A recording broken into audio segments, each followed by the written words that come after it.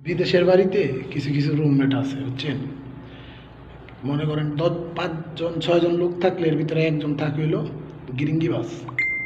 এই কী করবো, এর কথা এর কাছে লাগাইবো, এর কথা এর কাছে লাগাইবো, এর কথা এর কাছে লাগাইবো, লাগায় একটা গোলমাল লাগায় রাখবো বুঝছেন।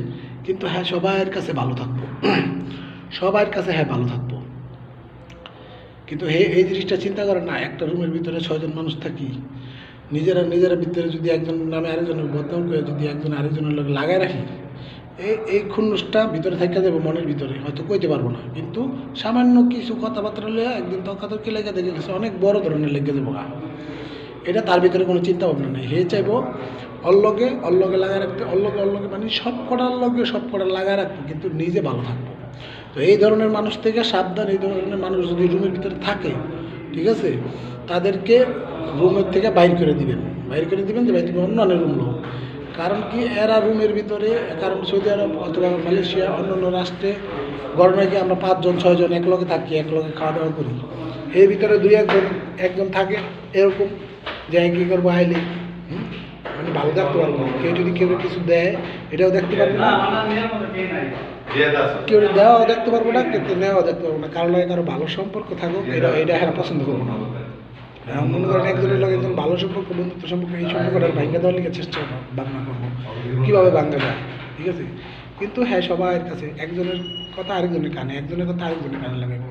তো এই ধরনের লোক যদি পান রুমের থেকে ফুট মারাঙ্গি করে বাইর করে দিবেন, মানে তোমার রাহার দরকার নেই যেমনি হোক। কারণ এরা কাজের সাইডে হোক, যে কোনো সাইডে হোক, যেখানে যাই, একেবারে মনে করেন যে যদি ভাষা শিখে যায় কিংবা কাজে চলে যায়, কাজে যদি ভালো কোনো পর্যায়ে পেরে যায়, ঠিক আছে, তখন মনে করেন কাজের সাইডটাই বাদ করে দিব, কাজে যায় ওই সবার লোকে মনে করেন লাগায় রাখবো।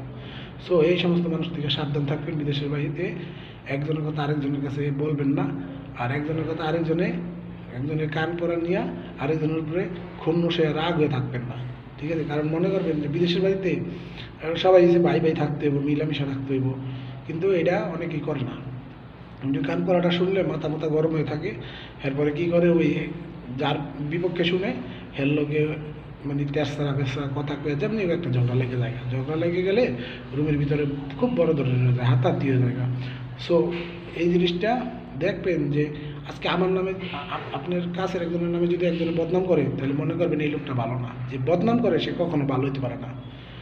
যে একজনের নামে আরেকজনের বদনাম করে, আরেকজনের কাছে আরেকটা এর কথা বডি করবেন, অন্যের কথা যে আপনার কানে লাগাইতেছে, আপনার কাছে বলতেছে, আবার আপনার কথাও সে ওই লোকের কাছে যায় বলতেছে, আরেকজনের কাছে যায় বলতেছে। এইভাবে সে কিন্তু সবার কাছে ভালো থাকতেছে, কিন্তু আপনি খারাপ হয়ে যাবেন। আপনার কথার উত্তর দিলেই খারাপ হয়ে যাবেন। যারা ঝগড়া করবো, যারা তর্কাতর্কি করবো, তারা সবাই রুমের ভিতরে খারাপ হয়ে যাবে, কিন্তু সে কিন্তু চুপচাপ খালি খেল দেখবো।